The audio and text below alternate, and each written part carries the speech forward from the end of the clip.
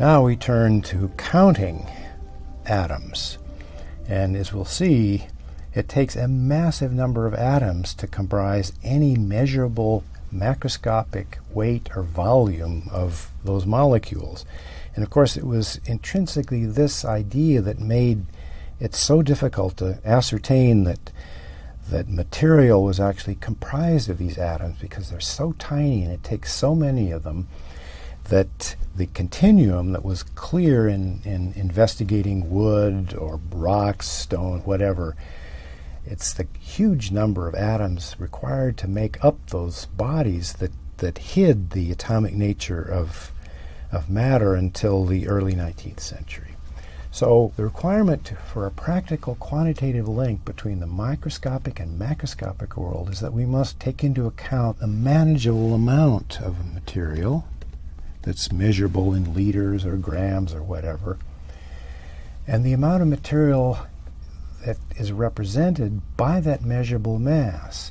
That is, we have to pick some scale for a fixed number of atoms or molecules that represents the relationship between the tiny atom and the macroscopic world that we live in.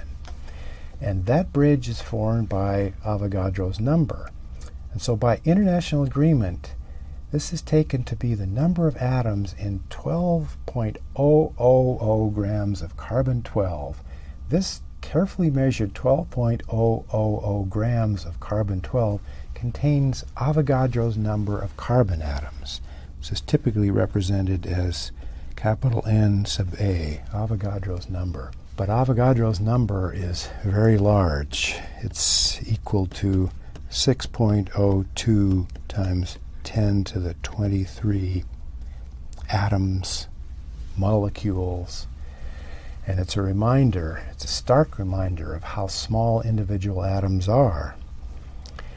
And Avogadro's number is so important that quite often you have to remember what it is. And the way I remember it is that Avogadro was born at 6 o'clock in the morning on the 23rd of October.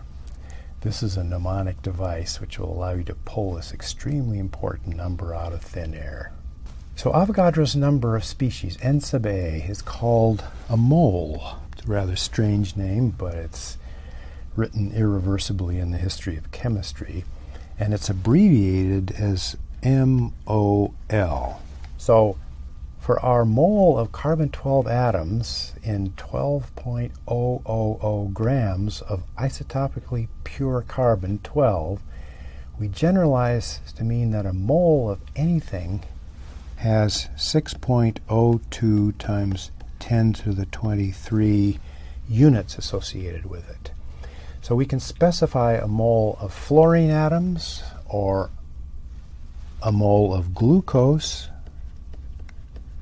And remember glucose, C6H12O6. It's symmetric. And we can also represent a mole of bricks or a mole of automobiles. It's a unit. It's just the way a dozen is used to represent eggs. Avogadro's number is used to identify atoms that convert through the term mole from the microscopic to the macroscopic.